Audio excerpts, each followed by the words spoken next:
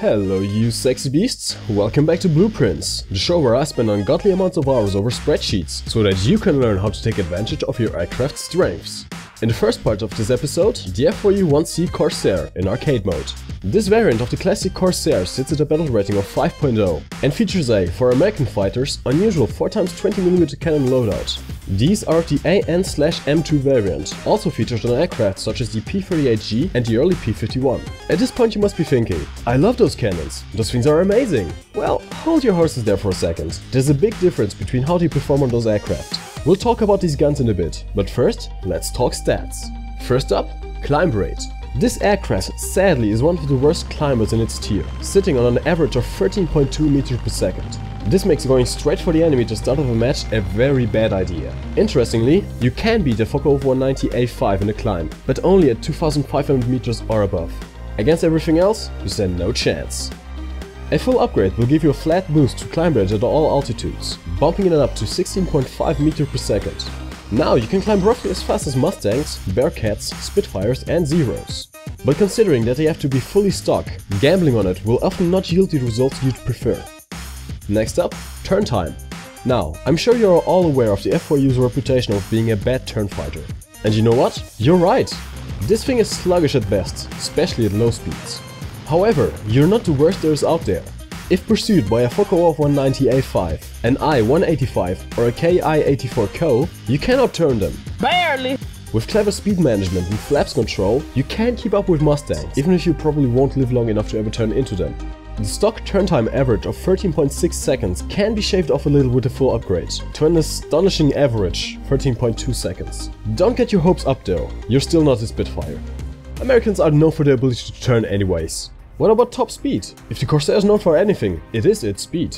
And whilst that is certainly true for the machine gun armed variants, at the battle rating that the 1C finds itself at, you will struggle to outrun anything at all. Stay clear from low altitude drag races, as this aircraft developed its speed at an altitude of 3 km and above.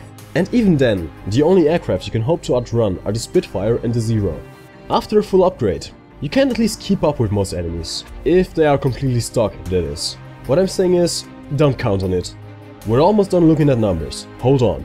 Last and almost least, roll rate. If all else fails, roll rate can help you get out of a hairy situation by doing scissor rolls. Sadly, the F4U-1C is not the brightest star in the night sky in that department either. The average of 108 degrees per second is certainly not the slowest there is, especially when compared to the Typhoon. But that stat alone won't make up for the other shortcomings of this aircraft, especially since pretty much everything else rolls better. Here's the summary.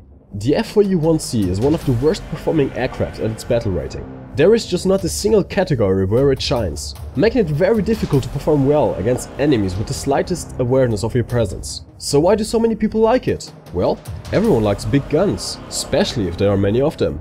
The 5.68 kg per second burst mass is the highest in this battle rating bracket, and that really is the only saving grace of this aircraft. Couple that with a total ammo count of 924 rounds, and you rarely find yourself needing to reload. The rather nasty spread, high ammo count and robustness of the frame, combined with the poor performance, actually make this one of those very few aircraft where going head on with somebody is actually a viable tactic. It's not like you're going to survive for long anyways, so you might as well take someone down with you. Now, how can we actually make this thing work? First of all, in order to combat the rather large distance between the guns, set your gun convergence to 500 meters or higher. You really don't want to be shooting at something, only to have your bullets fly left and right of them. Energy fighter tactics are your best bet. Try to keep your altitude at 3.5 kilometers and your speed at around 450 kilometers per hour. As long as you keep your speed up, you can outturn Focke-Wulf 190s, I-185s and Ki-84s. If you encounter a Zero or a Spitfire, your best bet is to dive down to 2 kilometers and run away. Against P-51D30s, F-8F1s, Bf-109G2s, Yak-3Ps and Typhoon Mark 1B Lates, you are pretty much defenseless. Try to stick close to your teammates and hope that they can shoot them off your tail before you die.